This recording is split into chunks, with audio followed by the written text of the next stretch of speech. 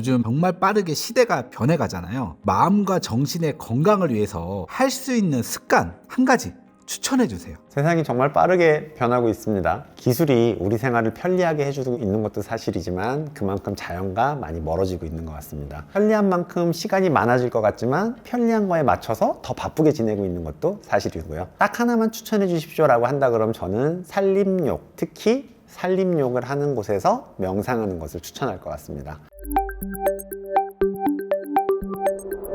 산림욕은 우리가 잊고 있었던 자연과 우리는 하나다라고 하는 것들을 한의학에서는 천인합일론이라고 해서 자연의 순리에 맞게 사는 게 굉장히 중요하다고 이야기를 하고 있었고요. 동의보감에 나오는 허준 선생님 같은 경우에도 자연에 자꾸 순응하며 살아야 돼. 따뜻할 때 많이 움직이고 너무 더우면 많이 움직이지 말고 추울 때는 운동하지 말고 얌전히 있어 라는 것들을 항상 강조했었고, 숲에서 생활을 하는 것 자체, 숲에서 많이 걷는 것들이 도움이 된다라고 이야기할 수 있습니다. 조선에서도 왕실에 궁궐 안에다가 정원을 만들어 놓고 그 정원에서 시간을 보내고 생각을 하고 마음을 비우면서 건강을 유지하고 스트레스를 낮추는 생활을 하려고 노력을 했었고요. 조선시대 학자들도 자연 속에서 시간을 보내고 시를 쓰고 그림을 그리고 단순히 즐기는 여가 활동이 아니라 자기 자신을 수양하고 마음의 평화를 찾는 방법으로 사용을 했었다고 할 수 있습니다. 자연의 소리를 듣고 나무의 향기를 맡거나 숲의 아름다움을 직접 보는 것들은 단순한 휴식을 넘어서 우리에게 평온함을 가져오고 면역 체계를 직접적으로 강화시켜주는 등 다양한 혜택을 가져다 줍니다. 박사님, 산림욕을 할 때 자연과 좀 더 교감할 수 있는 좋은 방법들이 있을까요? 산림욕을 하는 중간에 한 15분에서 30분이라도 명상을 하는 것을 추천합니다. 명상에 대한 연구 결과가 생각보다 많이 있습니다. 명상을 3개월 이상 꾸준히 하게 되면 세로토닌 수치가 증가하고 코티솔 수치는 25% 정도 감소하는 것으로 확인되었습니다. 코티솔 분비가 높아지는 것들을 낮춰준다는 건 스트레스에 연관되어 있는 것들을 좋아지게 하는 항스트레스 효과가 있다라고 할 수 있는 거고요. 코티솔이 높은 상태로 유지가 되면 지속적인 건강 문제를 유발을 합니다. 대표적으로 우울증이 있습니다. 비만이 있어요. 대사증후군이 있습니다. 불임, 고혈압, 심장마비, 그리고 치매까지 다 원인이 유발되는 거기 때문에 명상을 해줘서 코티솔 수치가 25% 떨어진다고 하면 이런 질환들의 가능성이 낮아지는 거라고 할 수 있겠죠. 특히나 요새 사람들은 휴대폰과 PC를 한시도 내려놓지 않고 지내고 있습니다. 그렇기 때문에 명상을 할 땐 더 많은 도움이 될 수 있는데, 디지털 기기의 과도한 사용은요, 편리성을 가져왔지만 기억력과 주의력을 약화시키고 창의성과 생산성을 저하시키기 때문에 명상을 해주는 것들은 기억력과 주의력을 높이고 창의성과 생산성을 높이는 데 도움이 될 수 있습니다. 산림욕 중간에 명상을 하는 것은 큰 도움이 될 수 있는데, 명상하는 방법을 알려드리고 넘어가겠습니다. 숲속에서 편하게 의자에 앉든 바닥에 앉든 어디든 상관없어요. 최대한 몸을 이완시킬 수 있는 방법으로 앉은 상태에서 핸드폰을 일단 무음으로 만듭니다. 눈을 감고 소리에 처음에 집중하기 시작합니다. 처음부터 아무 생각하지 마십시오 그러면 생각이 더 많이 떠올라요. 물소리가 들리는지 새소리가 들리는지 아니면 바람소리가 들리는지 집중을 한 다음에 숨을 천천히 쉬는 겁니다. 복식 호흡을 하면 더 좋겠지만 천천히 쉬면서 무슨 소리가 들리는지 집중하다 보면 어느 사이엔가 소리가 잘 들리지 않고 그냥 멍하니, 시간을 꼭 15분 30분을 맞추려고 노력하실 필요는 없고 내가 할 수 있는 선까지 집중을 하고 계시면 되겠습니다. 요즘 맨발로 흙을 밟고 걸으시는 분들이 많으신데요.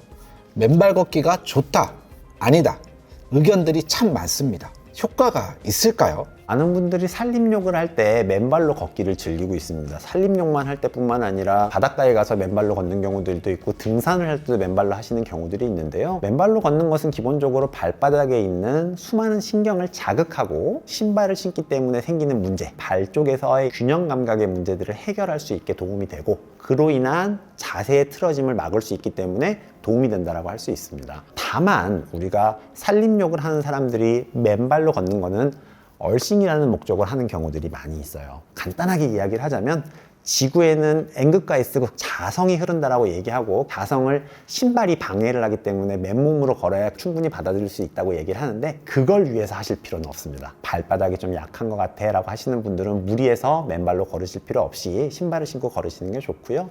당뇨가 있으신 분들은 특히 상처 나면 절대 안 되기 때문에 신발 신고 걸으시는 게 더 나을 수 있습니다. 암 환자들한테도 맨발 걷기를 많이 추천하는 경우가 있는데 항암 치료를 받으면 수족 증후군이 생기는 경우가 많이 있습니다. 암을 겪으신 분들은 잘 알겠지만 손발이 저리고 차갑고 불편한 증상을 이야기하거든요.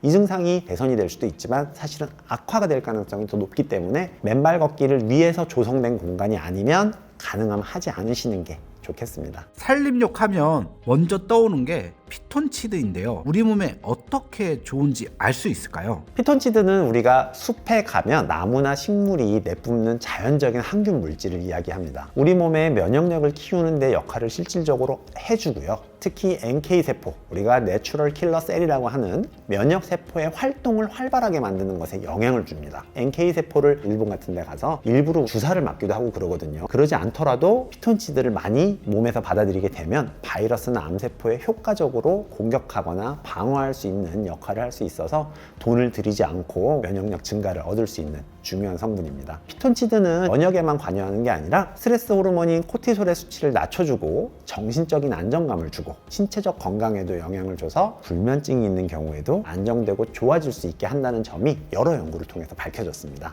항균, 항바이러스의 특성을 갖고 있기 때문에 호흡기 질환을 흔하게 가지고 있거나 이간지가 약한데요 하시는 분들은 산림욕을 하시는 게 도움이 될 수 있습니다. 산림욕 참 좋은 건 알겠는데요. 추울 때는 정말 갈 생각이 하나도 안 듭니다. 계절별 산림욕의 특징과 효과들이 나눠져 있을까요? 산림욕을 한다 그럴 때도 계절적인 특성이 굉장히 중요합니다. 한의학에서는 계절적 특성에 맞게 행동하는 게 굉장히 좋다라고 이야기를 했습니다. 겨울에 꼼짝도 하기 싫은데요 선생님이라고 하는 게 맞는 이야기예요. 겨울에 일부러 운동을 많이 하실 필요는 없습니다. 봄, 여름, 가을, 겨울을 이야기해보자면 봄의 산림욕 자체는요, 겨울 동안 움직이지 않아서 굳어있던 몸과 마음을 다시 풀어주는 데 도움이 많이 됩니다. 봄에 충분히 움직여야 된다는 한의학 이론에도 맞기 때문에 마음껏 산책하시면 좋습니다. 여름이 되면 산림욕은 자연스러운 피서가 될 수 있습니다. 숲에보다 도심이 온도가 높다는 얘기는 많이 들어보셨을 겁니다.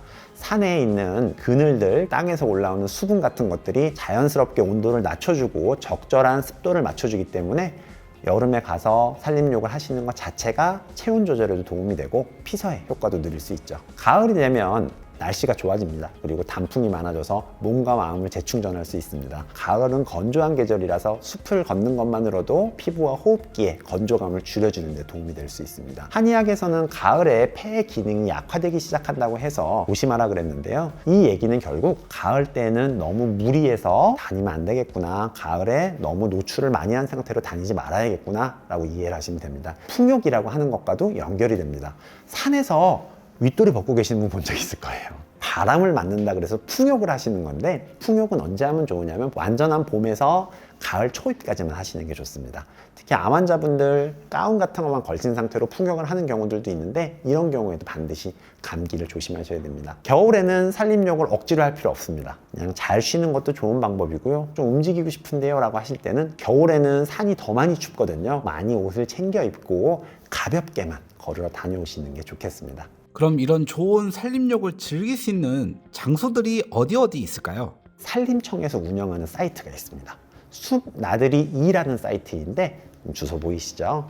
주소에 들어가 보시면 우리나라에 있는 자연 휴양림에 대한 정보가 한눈에 나와 있습니다. 대표적으로 세 군데 정도만 안내해 드려 볼게요. 첫 번째는 서울대공원이에요. 서울대공원을 잘 보시면 바깥쪽으로 산림욕장 코스가 이루어져 있습니다. 동물원 바깥쪽으로부터 시작해서 서울대공원 바깥쪽까지 돌아서 내려오는 코스가 있는데 대략 7km 정도입니다. 동물원, 서울대공원, 미술관까지 지나가게 돼 있어서 중간에 호수길도 지나게 되기 때문에 여러 가지를 한꺼번에 만족할 수 있습니다. 서울 근교에 사시는 분들은 한 번쯤 산책 삼아 가시는 거 좋고요. 두 번째는 전남에 있는 편백나무 숲입니다. 암 환자분들한테 굉장히 많이 알려져 있어요. 편백나무가 특히 피톤치드가 많이 나온다고 해가지고 편백나무 숲이 유명한데 4시간에서 5시간 정도를 걷도록 돼 있거든요. 아침 시간부터 가서 오후까지 즐긴다라고 생각하시면 됩니다. 약간 고지대에 위치해 있어가지고 발 아래에 펼쳐져 있는 경관을 보기에도 좋고요. 편백나무에서 뿜어나오는 피톤치드를 통해서 건강도 되찾을 수 있습니다. 이번엔 동쪽으로 가보면 울산 천마산에도 편백 산림욕장이 있습니다. 가족 단위로 힐링하는 시간을 가지기에 좋은 곳입니다. 아이들이 놀기에 좋은 프로그램, 좋은 환경으로 구성이 되어 있기 때문에 좋은 시간 보낼 수 있고, 숲을 설명해주고 숲을 안내해주는 분이 있기 때문에 프로그램 등을 통해서 교육적인 효과도 얻을 수 있습니다. 오늘 산림욕, 그리고 살림욕을 할 때 같이 하면 좋은 명상에 대해서 알아보았습니다. 스트레스를 낮춰주고 면역력을 증가시켜줄 수 있는 살림욕, 여러분한테 큰 도움이 될 수 있으니까 반드시 한 번 정도는 해보셨으면 좋겠습니다. 오늘 내용도 여러분의 건강에 도움이 되었으면 좋겠습니다. 건나물TV였습니다. 감사합니다.